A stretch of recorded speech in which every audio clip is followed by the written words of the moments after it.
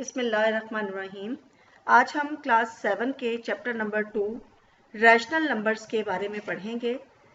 Rational numbers के बारे में आप क्लास 6 में भी पहले पढ़ चुके हैं कि रैशनल नंबर बेसिकली वो नंबर होते हैं जिनको हम इक्वेशन की फॉर्म में लिखते हैं, यानी हम एक फ्रैक्शन की फॉर्म में उनको एक्सप्लेन कर सकते हैं।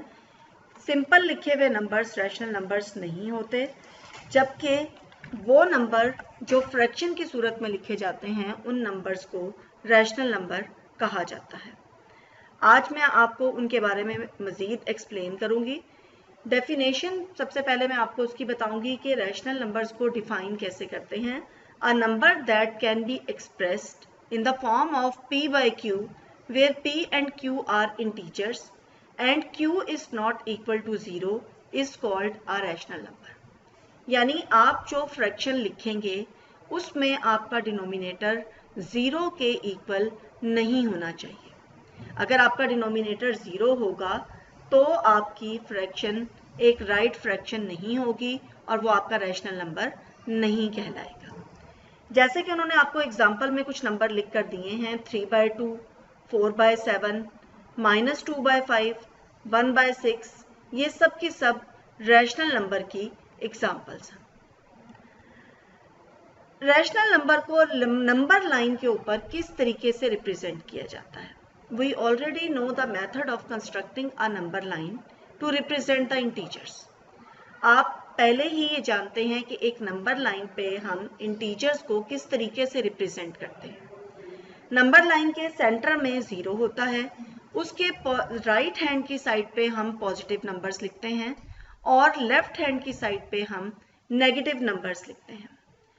अब हम इस नंबर लाइन को यूज करेंगे रैशनल नंबर्स को रिप्रेजेंट करने के लिए। तो इस मकसद के लिए सबसे पहले आप अपनी नोटबुक पे या अपने रजिस्टर के ऊपर एक सिंपल नंबर लाइन ड्रॉ कर लें, ताकि आपको जब कोई चीज समझाई जाए तो आप साथ साथ उसकी प्रैक्टिस कर सकें।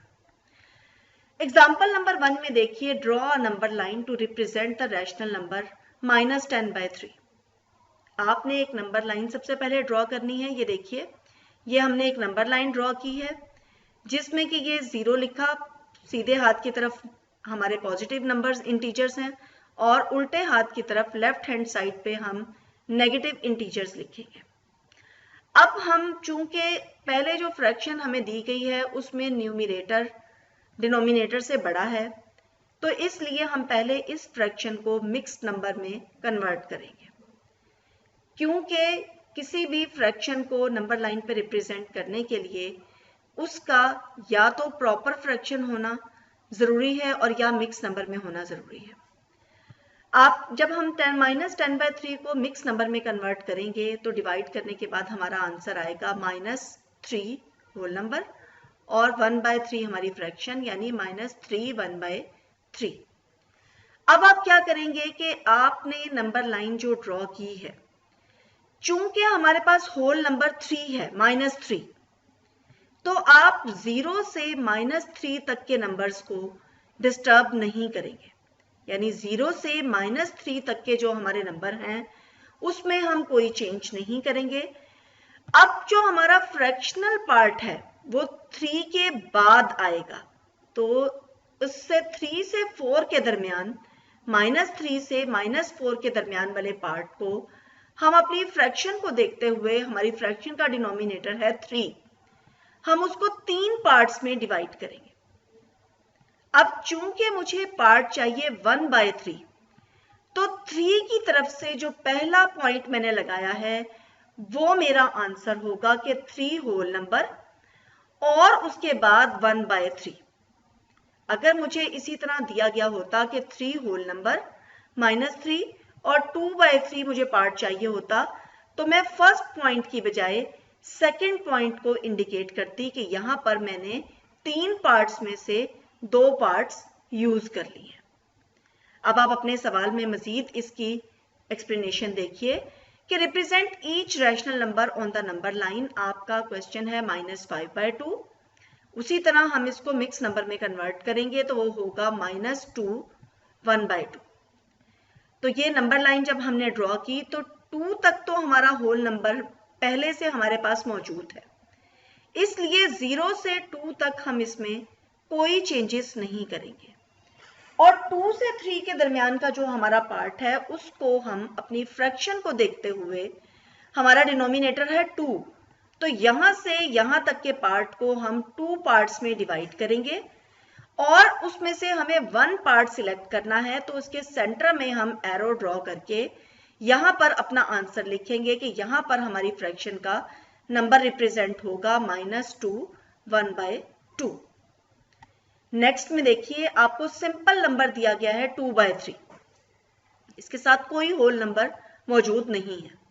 तो इसलिए हम पॉजिटिव साइड पर यानी पॉजिटिव इंटीजर्स की साइड पे, राइट हैंड साइड पर 0 से 1 तक की जो हमारी स्पेस है उसको 3 पार्ट्स में डिवाइड करेंगे, क्योंकि हमारी फ्रैक्शन का डिनोमिनेटर 3 है।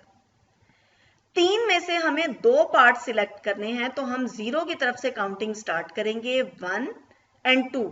यहाँ पे हमारे 2 पार्ट्स पूरे हो गए हैं, तो यहाँ पर हम एरो ड्रॉ करके ऊपर लिखेंगे कि 2/3 फ्रैक्शन यहाँ पे इस जगह पर रिप्रेजेंट होगी। इसी तरह नेक्स्ट फ्रैक्शन देखिए, -2 3/4। अब ये माइनस की साइड पे रिप्रेजेंट होना है, होल नंबर है हमारा -2, तो 0 1 और 2 यहां तक हम कोई चेंज नहीं करेंगे। 2 से 3 तक के पार्ट को हम 4 इक्वल पार्ट्स में डिवाइड करेंगे, क्योंकि हमारी फ्रैक्शन का डिनोमिनेटर है 4 और उसमें से चूंकि हमें 3 पार्ट सिलेक्ट करने हैं, तो हम 2 से 3 की तरफ जाते हुए 3 पार्ट्स को सिलेक्ट करेंगे, 1 2 3।